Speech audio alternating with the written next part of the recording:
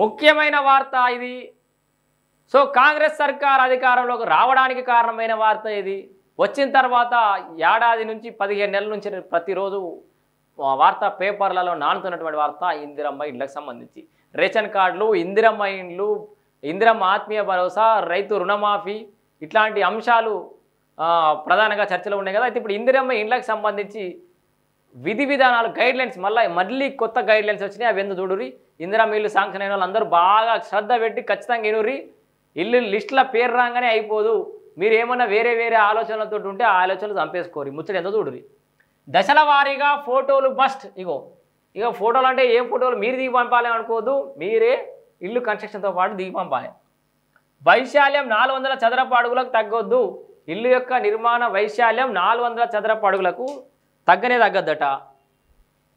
2 రూములు, వంటగది, బాత్రూంలో ఉండేలా నిర్మాణం. 2 రూములు ఉండాలి, వంటగది ఉండాలి, బాత్రూమ్ ఉండేలా నిర్మాణం. ఇందిరమ్మ ఇండ్లకు కొత్త గైడ్లైన్స్. సో కొత్త గైడ్లైన్స్ అని చదివే ప్రయత్నం చేస్తా. ఒకసారి చూడండి.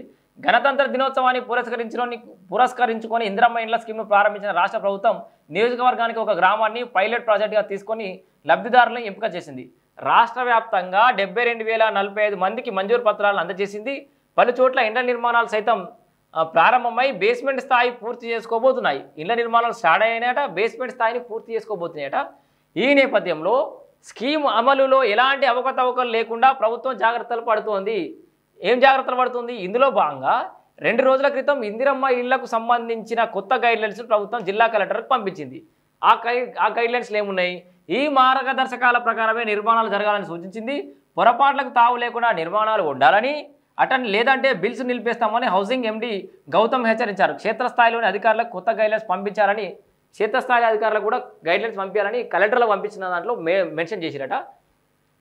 కలెక్టర్లు ఆదేశించారు. కాగా తొలి విడతలో ఇంటి స్థలం ఉన్న వారికి మాత్రమే ప్రాధాన్యత ఇవ్వగా, సో ఫస్ట్ ఫేజ్లో సొంత స్థలం ఉన్న వాళ్ళకి ప్రాధాన్యత ఇచ్చారు కదా, వారికి మాత్రమే ప్రాధాన్యతనివ్వగా రెండో విడతల లబ్ధిదారుల ఎంపికపై ప్రభుత్వ అధికారులు దృష్టి సారించారు. ఈ స్కీమ్లో ఇల్లు నిర్మించుకున్న లబ్ధిదారులకు 5 లక్షల రూపాయల ఆర్థిక సాయం అందించనున్నారు. ఇంటి నిర్మాణానికి ప్రారంభంలో ఫౌండేషన్ ₹1,00,000, బేస్మెంట్ పిల్లర్ల లెవెల్లో ₹1,25,000, స్లాబ్ లెవెల్లో ₹1,75,000, ఇతర నిర్మాణాలు పూర్తి అవుతుంటే ₹1,00,000 ఇస్తామని, లబ్ధిదారుల ఖాతాలో నేరుగా నిధులు జమ చేస్తామని ప్రభుత్వం ఇప్పటికే ప్రకటించింది. మీకు అందరూ తెలుసు ₹5 లక్షల ఎట్లా వస్తాయి అనేది. అయితే 1000 నిర్మాణాలు కాగానే బిల్స్ రిలీజ్ అయ్యాడు. మళ్ళీ కొత్త రోజులు పెట్టారు. 1000 నిర్మాణాలకు ఒక బిల్లు రిలీజ్ చేస్తారంట. 1000 నిర్మాణాలు అంటే 1000 ఇళ్ళకు ఒకసారి.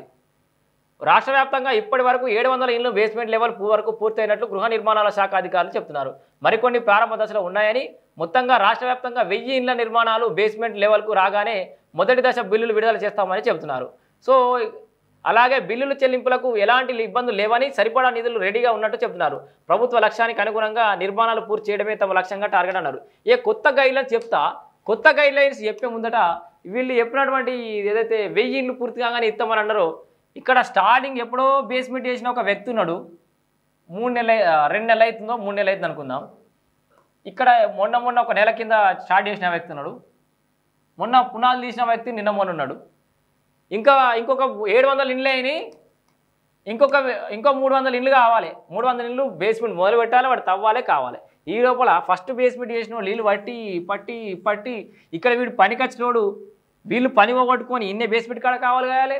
ఈ పనికి వచ్చినోడు గిట్ల అయితే పన్నెండు వాడనాలి, సతాయించాలి. ఇది ఎంబడ ఏ లబ్ధిదారికి ఆ లబ్ధిదారికి ఇండివిజువల్గా చూసి మరి కలెక్టర్ల ఖాతాలో పెడతారా, హౌసింగ్ సొసైటీ ఖాతాలు ఉంటాయా, డబ్బులు ఎవరి ఖాతాలో ఉంటాయో నాకు దానికి ప్రొసీజర్ తెలియదు. కానీ ఏ లబ్ధిదారిని ఆ లబ్ధిదారికి వాళ్ళ యాప్లు అప్డేట్ చేయగానే వాళ్ళ డబ్బులు రిలీజ్ అయ్యే ప్రక్రియ మొదలు పెట్టుకుంటే మంచిది. ఇక ఈ 1000 ఇండ్లు అయినా ఇంకొకసారి రిలీజ్ చేస్తామంటే ముందుగా మొదలు పెట్టినోడు ఎదురు చూడాల్సి వస్తుంది. సమయం వృధా అవుతుంది. కన్స్ట్రక్షన్ కొన్ని ఇండ్లు కూడా కన్స్ట్రక్షన్లో ఇబ్బందులు తలెత్తే అవకాశం ఉంది. కొత్త గైడ్లైన్స్ ఏందో ఒక్కసారి చూడరి. ఇంటి నిర్మాణం కోసం ముగ్గు పోసిన తర్వాత బేస్మెంట్ పనులు ప్రారంభించే ముందు స్థలం ఫోటో తీయాలి. అర్థమైందా? ఖాళీ స్థలం ఫోటో తీయాలి. ఇక ఆ ఫోటోను ఇందిరమ్మ యాప్లో మొబైల్ ఫోన్ ద్వారా జియో కోఆర్డినేట్స్ నమోదు చేయాలి. ఆ ఫోటోను ఇందిరమ్మ యాప్లో మొబైల్ ఫోన్ ద్వారా జియో కోఆర్డినేట్స్ నమోదు చేయాలి. ఇక ఆ స్థలం ఏదైతే ఫోటో తీసిరో దాన్ని కోఆర్డినేట్ చేయాలి. ఇంటి నిర్మాణ వైశాలు 400 చదరపు అడుగులు తగ్గకుండా ఉండాలి. ఫోన్ తోటి జియో ట్యాగింగ్ చేస్తారు, కరెక్ట్ బౌండరీ సెట్ చేసి పెడతారు. మీరు మొగ్గు పూసినా కానీ ఇల్లు కడుతురా లేదా అనేది. తర్వాత 400 చదరపు అడుగులకు తక్కువ ఉండదు. 2 గదులు, 1 వంటగది, బాత్రూమ్ ఉండేలా ఇంటి నిర్మాణం ఖచ్చితంగా చేపట్టాలి. ప్రతి దశలోనూ ఫోటోలు తీసి మొబైల్ ద్వారా ఇందిరమ్మ యాప్లో అప్లోడ్ చేయాలి. ప్రతి దశలోనూ పునాది దశలో, బేస్మెంట్ దశలో, గోడలు కట్టినప్పుడు, అది పిల్లర్ వేసినప్పుడు, గోడలు కట్టినప్పుడు, స్లాబ్ వేసినప్పుడు, సో ఇట్లా ప్రతి దశలో కూడా ఫోటోలు పంపించాలి. వాటి ఆధారంగా లబ్ధిదారులకు చెల్లింపులు ఉంటాయి. పాత ఇంటిని ఆనుకొని కానీ ఇప్పటికే ఉన్న ఇంటికి అదనపు బదులు కానీ కొంతవరకు కూల్చివేసిన వాటికి కానీ ఇందిరమ్మ ఇళ్ల పథకం ద్వారా నిర్మాణం చేయకూడదు. సో క్లియర్ లైన్ వినుర్రి. పాత ఇంటిని ఆనుకొని కానీ లేదా ఇప్పటికే ఉన్న ఇంటికి అదనపు గదులు కానీ కొంతవరకు కూల్చివేసిన వాటికి కానీ ఇందిరమ్మ ఇళ్ల పథకం ద్వారా ఈ నిర్మాణం చేయకూడదు. గతంలో నిర్మాణం ప్రారంభించి కొంతవరకు నిర్మించిన ఇళ్లకు ఎట్టి పరిస్థితుల్లో ఇందిరమ్మ పథకం మంజూరు చేయవద్దు. సో క్లియర్ లైన్ పెట్టిరు. గతంలో నిర్మాణం ప్రారంభించి కొంతవరకు నిర్మించిన ఇండ్లకు ఎట్టి పరిస్థితుల్లోనూ ఈ ఇందిరమ్మ పథకం మంజూరు చేయొద్దని చెప్పేసి డిసైడ్ చేశారు. ఇక ఇండ్లను కలిపి కట్టుకోవడానికి అనుమతి లేదు, అంటే కలిపి కట్టుకోవడానికి అనుమతి లేదు.